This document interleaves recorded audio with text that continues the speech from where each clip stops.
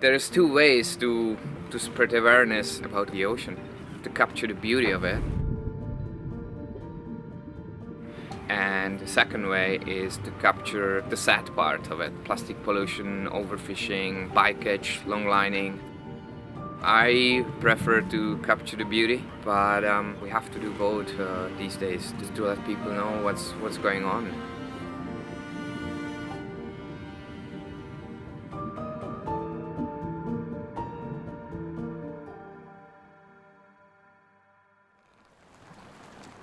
My name is George Karbus. I'm a Nikon Ambassador from West Coast of Ireland. I dedicate myself to wild ocean photography. I fell in love with the ocean when I was little. I grew up in the Lochland country of Czech Republic, so we didn't have it. My childhood dream was living by the sea, surfing waves. Then I met a solitary dolphin in Ireland, which pretty much teach me everything about the sea. I learned how to surf waves, and 18 years later I'm here, I'm traveling the world, taking pictures of whales and dolphins all around the globe, spreading awareness. I was invited for this beautiful journey. I'm super excited to experience it and to be here. George, this is Lisa George, hey, fifth crew. yeah, so it'll be 5 of us. Be nice little shift patterns. This is the inside, a little snug, as you can see. Electric engine, all under here. Batteries under there, so this is where the diesel engine and the diesel would have gone, but now it's all electric, so it's 100% emission free. You're sitting on your bed, storage up here, GPS here, and then a repeater out there, so when we're helming in the day or the night we don't have to come in. Bye Mr. Pogo.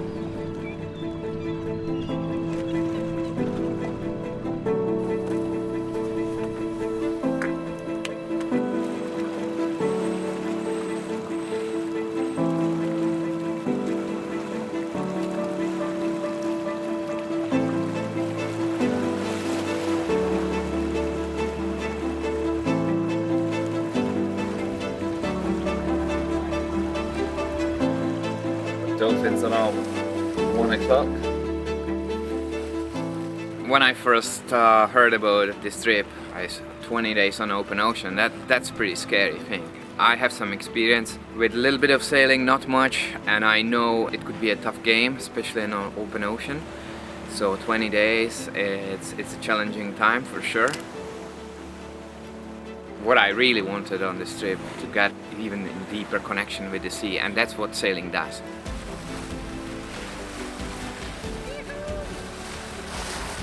Beautiful. They are souls of the sea.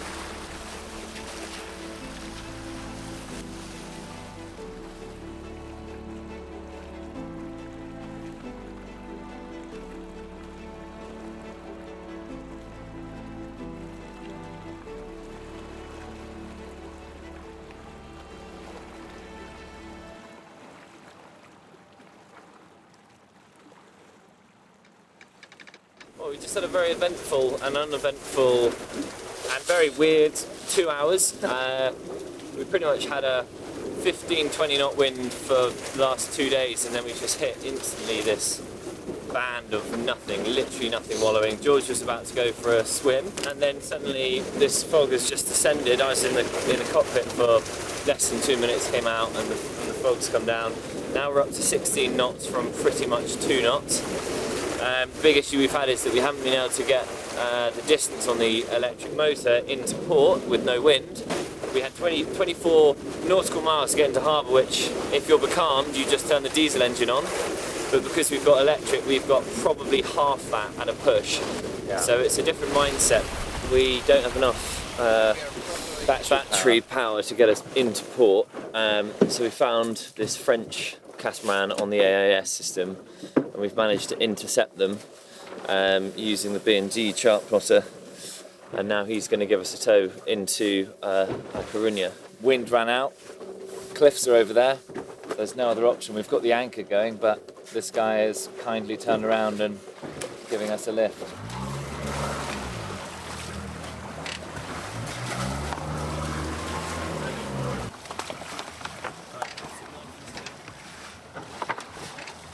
Everyone keep hold of something. Building. This is so surreal. Very, very pretty.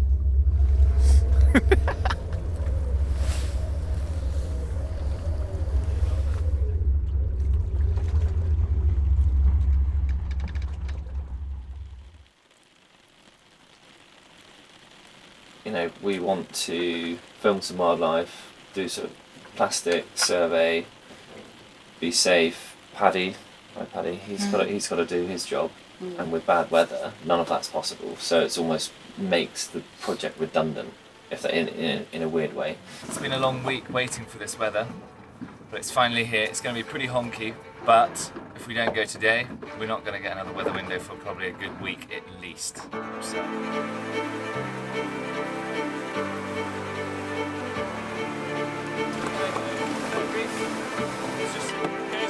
Because of the wave, nobody panic.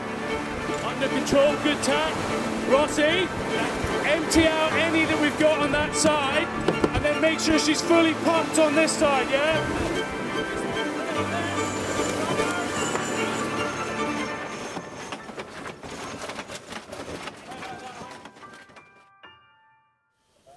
It's the morning after we've returned from our second attempt to get out into the Bay of Biscay and back to Brest. Yeah, it was an interesting time. Yesterday we had forecast of up to 25 knots, and by the time we poked our heads out it was 32.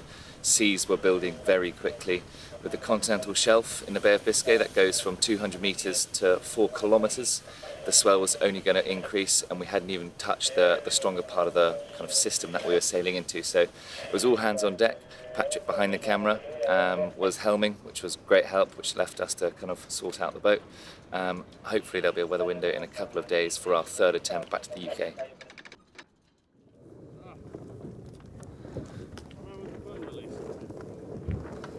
We're gonna be photographing a boat with 2 sails, with some lovely lights, sunrise happening at 7 o'clock.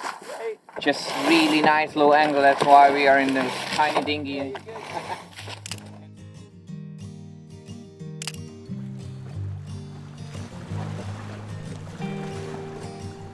So far I learned on this trip, like sailing is a beautiful teacher for life. You can go deep inside because it's just you and the sea.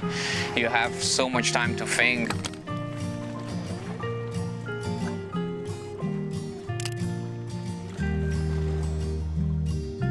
When you're sailing on open ocean, you know, there have been days when we were just going and you see nothing, just ocean and the sun moving from east to west during the day, and that's all what happened.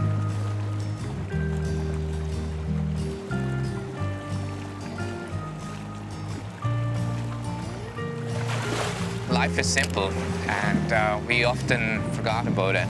Sailing, you know, it's like that. You're just looking at the ocean, and it's simple, beautiful moment. That's what it is. I just got stuck. Being on the boat for like a week, and I still didn't figure out like how to get in. No, it's difficult with the camera, but yeah, this is not the way. Alright. Forgot the lens cover inside.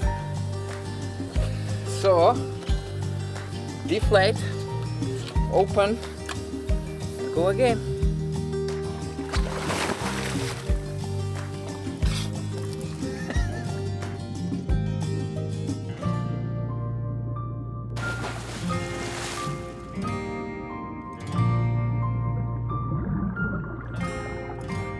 There's endless opportunity to inspire people through photography, to be more connected with the nature.